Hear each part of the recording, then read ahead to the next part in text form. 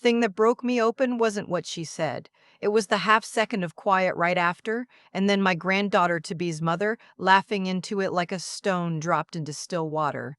We were in the reception hall of a banquet place just outside Peterborough, the kind with a gold flecked carpet and the chandeliers that are a little too big for the room, and I was standing near the head table with a glass of ginger ale in my hand because I don't drink anymore. And the bride's mother turned to me in front of maybe 120 people and said, loud enough to carry, "Let's be honest, you were never really a mother to him. You were a paycheck that showed up late." I felt the words land somewhere under my ribs, but it was the laugh that did the real damage. The bride, my son's bride, the young woman I'd been trying so hard to love, covered her mouth and laughed. Not a nervous laugh, not an "oh, mom, stop" laugh. A laugh that agreed, a laugh that had been rehearsed and private in cars and kitchens I was never invited into, and was now finally getting its moment in front of an audience. I have lived 63 years and worked in long-term care for 31 of them. I have held the hands of people taking their last breath at 3 in the morning when their own families couldn't be bothered to drive up the lush 11:15. I have been called every name a confused, frightened resident can think of, and I have smiled and kept wiping the chin and changing the sheets. I thought I knew how to take a blow and stay standing. But that laugh told me something the insult didn't. It told me this wasn't a slip. It wasn't wine talking.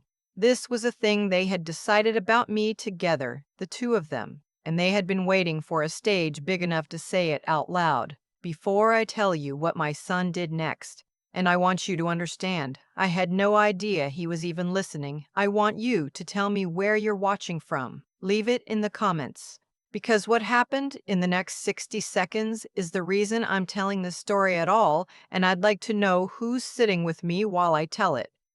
My son was standing 6 feet away near the cake table, talking to one of his drivers who'd come up from the depot to celebrate. I watched him go still. I've known that stillness his whole life. It's the same way he went quiet at 9 years old when a teacher accused him of stealing another kid's lunch money, and he just stood there, looking at her, until the truth came out an hour later, that it had fallen behind the radiator. He doesn't get loud. He gets quiet, and the quiet gets heavier, and people start to feel it before they understand it. He set his drink down on the table. He didn't slam it. He just set it down, and somehow that was worse, the gentleness of it. And he walked over. "What's funny," he said to his bride. His voice was low, lower than the room. The string trio in the corner had stopped between songs, and you could hear the air conditioning hum. The bride's smile was still half on her face, caught between the laugh and whatever came next. "Babe," she said. "She's just being dramatic." "My mom didn't mean—" "I heard exactly what your mother meant," he said. "And I watched you laugh. So I'm asking you, what was funny about it?" I want you to picture the bride's mother here. She was a woman who had spent the last 11 months arranging this wedding like a general planning a campaign, and she had done it almost entirely without me. And now she stood there in her champagne-colored mother of the bride dress with her chin up, certain she still had the high ground. "Oh, come on," she said, waving a hand. "Don't make a scene over nothing." My son looked at her for a long moment. Then he looked at me, and what I saw in his face wasn't anger, not yet. It was a kind of grief, the grief of a man realizing the thing he was about to lose was never quite what he thought it was. "I'm not going to marry into this," he said. I don't think anyone believed him at first. The bride laughed again, but this time it cracked in the middle. "You're being ridiculous. We're married in 20 minutes. The license is signed." The license isn't signed," he said. "I didn't sign it yet. I told the officiant I wanted to do it after the toasts. So technically I'm still just a guy at a party." He turned and buttoned his suit jacket. One button. Then he smoothed it down with the flat of his hand, and it was the most final gesture I have ever seen a person make. He'd worn that suit to his father's funeral, too, years ago. I noticed that, and I don't know why I noticed it. "Thank you all for coming," he said to the room in the same flat, carrying voice. "There isn't going to be a wedding. Please eat. The food's paid for." And then he came to me. He didn't rush. He crossed that gold-flecked carpet at a normal walking pace while 120 people held their breath, and he put his hand on my shoulder and he said quietly, just to me, "Come on, Mom. Let's get you out of here. I have to stop for a second even now, telling you this, because here is the part the room didn't know. Here is the part the bride's mother had no idea about when she decided I was a paycheck that showed up late. Let me back up. My husband died when our son was 4, and Yearsum, no warning. He was 31 years old, and he was fixing the Evastrew on a Saturday morning, and by Saturday afternoon, I was a widow with a toddler and a mortgage on a little brick house in the east end of Peterborough that we'd bought with both our names on it and could barely afford on one income, let alone none. There was a small life insurance payout. It went to the funeral and 4 months of mortgage. After that, it was me. I went back to school at night to get my PSW certificate while my mother watched my boy. Then I worked. God, did I work.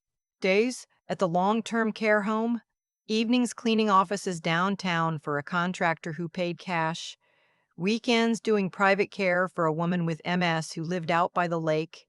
There were years where I saw my son mostly asleep. I'd come home at 11 and stand in his doorway and watch him breathe. And that was my whole relationship with him some weeks. That doorway, that breathing. That's the paycheck that showed up late she was talking about. The late shifts. The fact that I missed his hockey games because somebody had to pay for the hockey.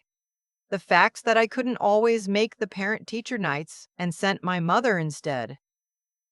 But here's what those shifts bought, and what nobody at that wedding understood. When my son was 16, he came to me and said he wanted to start hauling. Just one truck, an old used cube van, doing local deliveries for a guy he knew. I had $11,000 in a savings account that I'd built up $200 and $300 at a time over 6 years. Money I'd been keeping for emergencies, and I gave it to him. I emptied it into his hands at the kitchen table, and I told him, "If you lose it, we'll get up again. We always get up again." I kept the money in a Royal Bank envelope, not a coffee tin, nothing romantic, just a worn bank envelope that had been folded and unfolded so many times the crease was soft as cloth. He didn't lose it. By the time he was 34, that one cube van had become a regional cold chain logistics company with 40 trucks and a depot off Highway 7 and contracts hauling refrigerated goods between Toronto and Ottawa and up into the Kawarthas. He employed 60 people. He was the kind of quiet success story the Peterborough Examiner does a feature on. And he did it without a single dollar of family money except those 11,000 from a woman who wiped chins for a living. So when the bride's mother called me a paycheck, she had the word right and everything else wrong. Now, how did she come to despise me so thoroughly, this woman I'd met maybe a dozen times?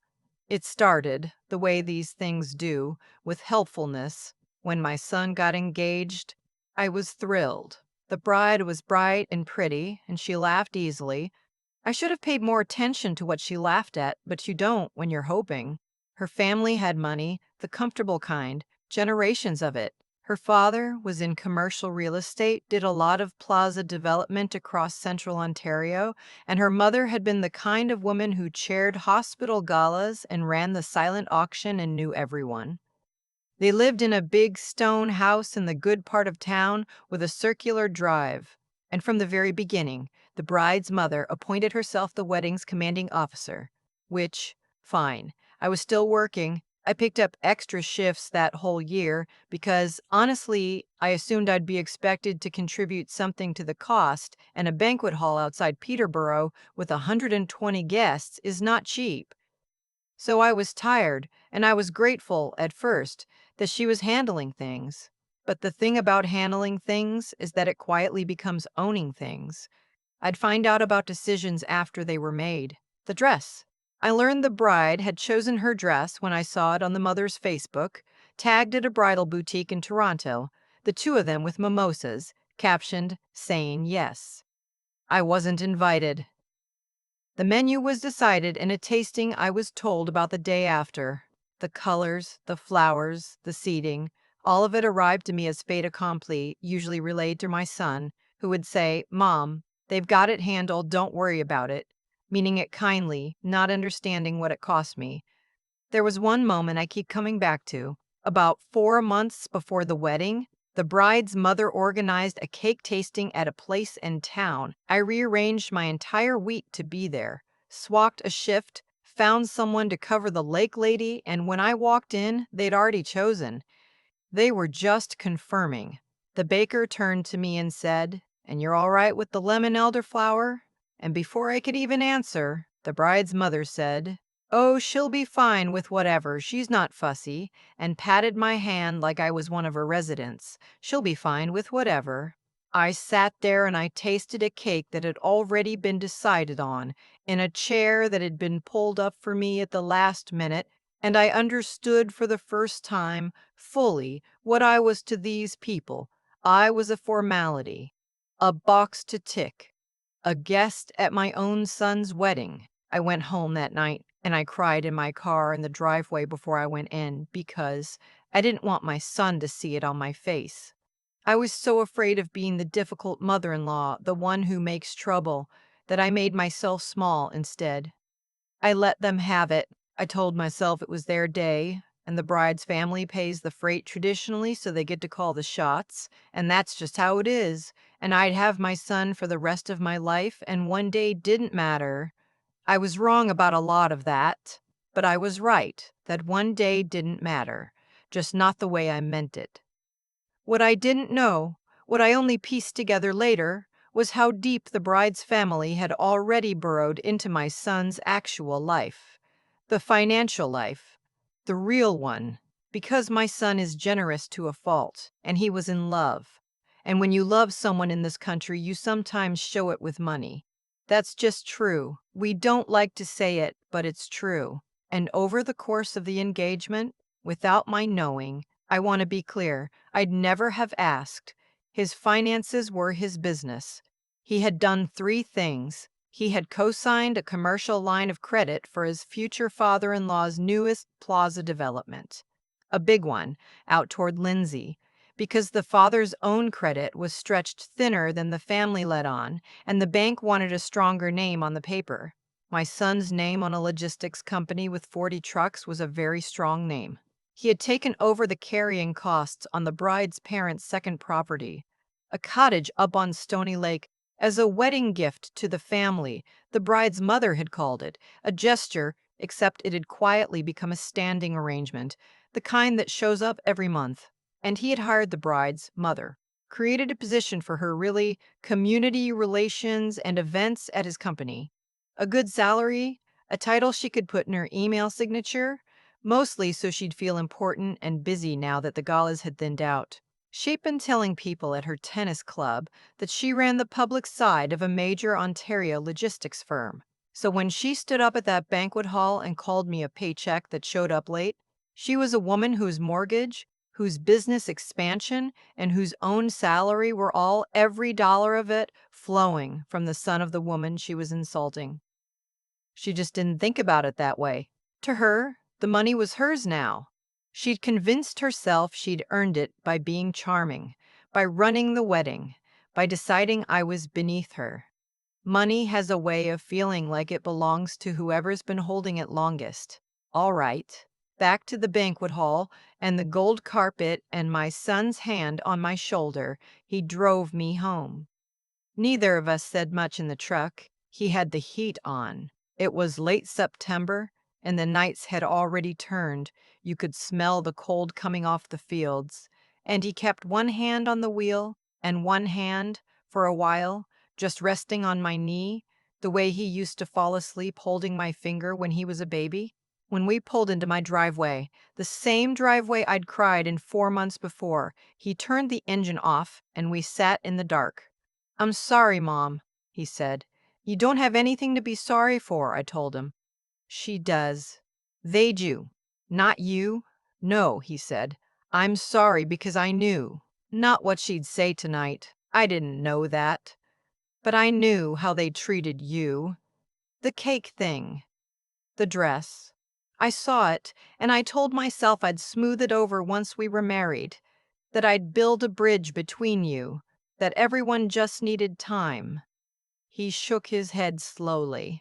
I made you small so I wouldn't have to make a choice, and I'm not going to do that anymore. I started to cry then, not pretty crying, the ugly kind, and he held me across the bench seat of that truck and let me. What are you going to do? I asked him when I could talk. He was quiet for a while. Then he said, I'm going to stop holding up a roof for people who think the roof grew there on its own. The next morning is the part the bride's mother will never forgive, and the part I want you to really understand, because it's the heart of why I'm telling you this. He didn't do anything cruel. I need to say that plainly, because in the months since, the story has gotten told around town in ways that make him sound vindictive, and he is the least vindictive person I know. He didn't have anyone hurt. He didn't lie. He didn't have anyone hurt. He didn't lie. He didn't take a single thing that wasn't his to take. He just stopped giving. That Sunday morning, he sat at his kitchen table with his laptop and his coffee, and he made some calls and sent some emails. And he did it with the same calm he'd had buttoning that jacket. First, he called his lawyer and started the process of removing himself as co-signer on the father-in-law's line of credit. Now, you can't just walk away from a co-sign, but the wedding being off changed the picture, and more importantly, the bank gets nervous fast when the strong name on the paper says he no longer wishes to be associated with the borrower. The development out toward Lindsay had been counting on that line. Within 10 days, the bank had frozen the next draw and asked the father-in-law to either find a new guarantor or put up far more of his own equity. He had neither. Second, he ended the cottage arrangement. One email to his accountant, the standing transfer for the Stony Lake property stops at month end. That was it. The bride's parents had built their whole season around that cottage, the boat, the dock, the property taxes that come due in 2 installments in a township like that. All of it had been quietly riding on my son.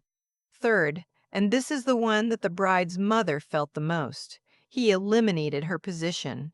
Not out of spite, he told me, but because he genuinely could not have her in his company anymore, and he wasn't going to keep paying a salary to a woman who'd called his mother a disaster in front of 100 people. He had his HR person send the proper letter, severance, the legal minimum, and then some, because he's fair even when he's furious. The title she'd put in her email signature, the one she'd bragged about at the tennis club, gone by Tuesday. He did one more thing that morning, but I'll come back to that because it's the most important one, and it tells you everything about the kind of man those $11,000 and 31 years of late shifts produced. The dominoes fell over the next 2 weeks, and I heard about them the way you hear about weather rolling in, secondhand, from people who'd seen it before I did. The bride's father, a man I'd met perhaps 4 times and who'd never once held a real conversation with me, called my son, then called again, then drove out to the depot off Highway 7 and waited in the parking lot until my son came out, and the two of them stood between the refrigerated trailers, and the father said, I got this from one of the drivers who was nearby. You're going to ruin me over a few words at a party. A few words. And my son said, they weren't your words, but you've never once corrected them in 11 months, so I think they're yours now. The development stalled. I won't pretend I know all the ins and outs of commercial real estate, but I know the father had to sell off another property at a loss to cover what he'd overcommitted to, and I know the big stone house with the circular drive went up for sale that winter, quietly, with a realtor from out of town so it wouldn't make the local listings everyone reads. The bride's mother, I'm told, did not handle the job loss well. She'd built so much of who she was on being important, on being needed, on knowing everyone. And now she was a 61-year-old woman with a severance check and a tennis membership she could no longer comfortably afford. explaining to her friends that she'd decided to step back. Money has a way of feeling like it belongs to whoever's holding it longest, right up until the hand it actually belongs to closes, and the bride, my son's almost wife. She called him a great many times. He didn't answer for a long while. When he finally did, she didn't ask about the money, he told me, which surprised him a little. She asked, crying, why he'd embarrassed her, why he couldn't just let it go. It was her mother, she said. You don't get to choose your mother. She was just being protective. Protective of what? He asked her. I needed protecting from my own mom? She didn't have an answer for that. Here's the part I struggled with, and I'm going to be honest with you because I promised myself when I started telling this story that I would be. A piece of me felt sick about it, not about the wedding ending. That was right. I have no doubt that was right. But about the rest, the house, the development, the salary, a whole family's life rearranging itself because of one cruel sentence and one laugh, and a son who happened to have the power to make it happen. I said this to my son one evening in November over a pot of tea at my kitchen table, the same table where I'd handed him that envelope 20 years before. I said, did we go too far? Are we the cruel ones now? And he put his cup down and he thought about it, really thought, because he doesn't give cheap answers. And he said, Mom, I didn't take anything from them that I made. I just stopped giving them things I was giving out of love. The love stopped being true the second they laughed at you. So the giving stopped too. That's not cruelty. That's just an accurate account. An accurate account? He talks like that. He gets it from his father, who could fix anything with his hands but talked like a poet when he wanted to. But here is the thing my son did that Sunday morning that I haven't told you yet, the fourth thing, and it's the one I'm proudest of. The bride had a younger brother, 19 years old, in his first year at Trent, studying environmental science. A sweet, awkward kid who'd always been kind to me, the only one in that family who ever made a point of asking how my shifts were, who held the door, who'd once spent 20 minutes telling me earnestly about wetland restoration because he could tell I was actually listening. My son had been quietly paying his tuition. The kid didn't even fully know it. It was arranged through the parents, framed as the family's money, but it was my son's. That Sunday morning, with everything else he was shutting down, my son sent one more email to the university's financial office and a separate one to the brother directly. He kept paying the tuition. In the note to the brother, he wrote, the boy showed me, months later, when we'd become unlikely friends, something like, this has nothing to do with you. You didn't do anything to my mother, and you shouldn't pay for what grown people decided to do with their mouths. Finish your degree. Restore some wetlands. Don't let this family's noise become your story. That, to me, is the whole thing. Anyone can swing the hammer when they're hurt. It takes a man raised right to look at the wreckage and find the one innocent person in it and make sure they don't get hit. The brother, by the way, transferred most of his loyalty to my son after that, in the quiet way kids do. He shows up at my place now sometimes with timbits and questions about life. His own family fractured under the weight of what happened. The parents' marriage didn't survive the financial unwinding, I'm sorry to say, though I suspect the cracks were there long before us. The boy needed somewhere to land. He landed with us. The bride came to see me. Once. This was in the spring. She showed up at the long-term care home where I still work part-time, waited in the lobby until my break, and asked if we could talk. I almost said no, but I have spent my life sitting with people in their worst moments, and I find I can't easily turn away from someone who looks the way she looked. We sat in the little family room with the fake plant and the box of tissues that's always there for the worst conversations. And she told me she was sorry. Not the kind of sorry that's really an excuse wearing a costume. She said, I laughed because for my whole life my mother decided who we were allowed to look down on. And looking down was how we proved we belonged. And you were the easiest target she'd ever handed me because you were quiet and you worked with your hands and you didn't fight back. I laughed before I even thought about it, and I have thought about almost nothing else since. She said, I'm not here to get him back. I know that's gone. I'm here because I made you small at your own son's wedding, and you didn't deserve it, and I needed you to hear me say it with my own mouth instead of through a lawyer. I looked at this young woman, stripped now of the big house and the certainty and the mother pulling her strings, and I felt something I didn't expect. Not triumph. I felt the kind of pity you feel for someone who's just now meeting themselves and doesn't like the introduction. You hurt me, I told her, but you didn't unmake me. I was a whole person before your family, and I'm a whole person now. I accept that you're sorry. That's what I can give you. I can't give you forgiveness like it's a gift with a bow on it that'll come on its own time or it won't.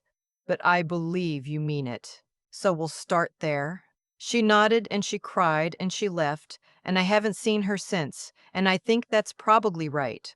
I want to tell you how this ends, because it does end, and it ends in a way I never could have pictured from inside that banquet hall.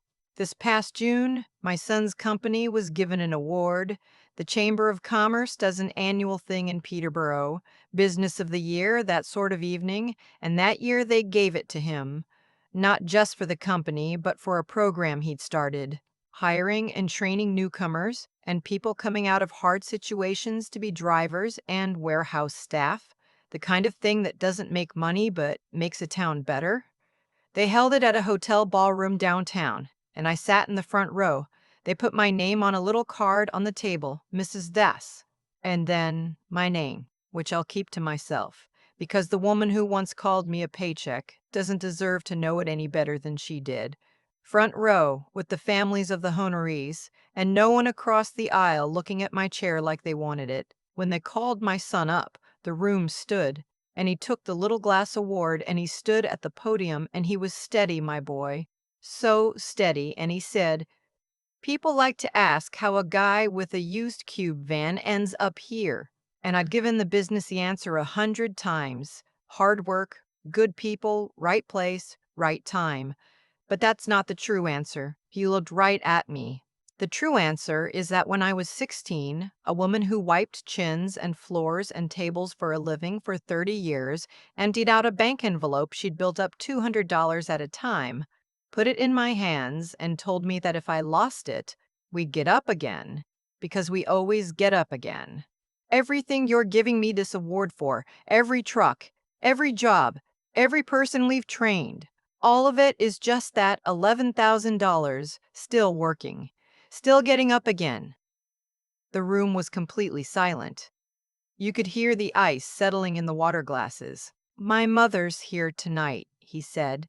"Front row, where she's always belonged, even when people told both of us that she belonged somewhere off to the side, behind a screen, waiting to be informed of decisions." He paused. "She's the reason I know the difference between people who love you and people who are just holding your roof up and calling it theirs." Heads turned toward me. My face went hot. I'm not someone who likes to be looked at. I've spent my life on the other side of the looking, the one doing the caring while the world's attention is elsewhere. But I made myself sit up straight and meet it because I owed that to both of us, to the woman crying in the driveway and the boy asleep behind the doorway in all those 3 a.m. shifts that nobody clapped for. A tear got away from me. I let it go. There's no shame in it. I'm 63 years old. I still work part-time at the home because I love it, because those residents are mine and I'm theirs, not because I have to anymore. My son has made very sure I don't have to anymore. I've got the brother who comes by with Timbits. I've got my son for Sunday dinners. I've got a glass award sitting on my own shelf now, too, because he had a second one made, the same as his. And he gave it to me at that same kitchen table and said, "This one's yours. You did the part nobody saw." They thought my quiet was weakness. They thought the late shifts were absence, that working with your hands meant you could be looked down on, that a woman who didn't fight back wouldn't matter when it counted. They read the whole story wrong because they only ever bothered to read the cover. What they never understood is that everything they tried to tear down in one cruel sentence had taken me 30 years to build. And it turned out to be the only thing in that room that couldn't be bought, borrowed, decided in a tasting I wasn't invited to, or laughed at into nothing. It was just a mother. It was only ever just a mother.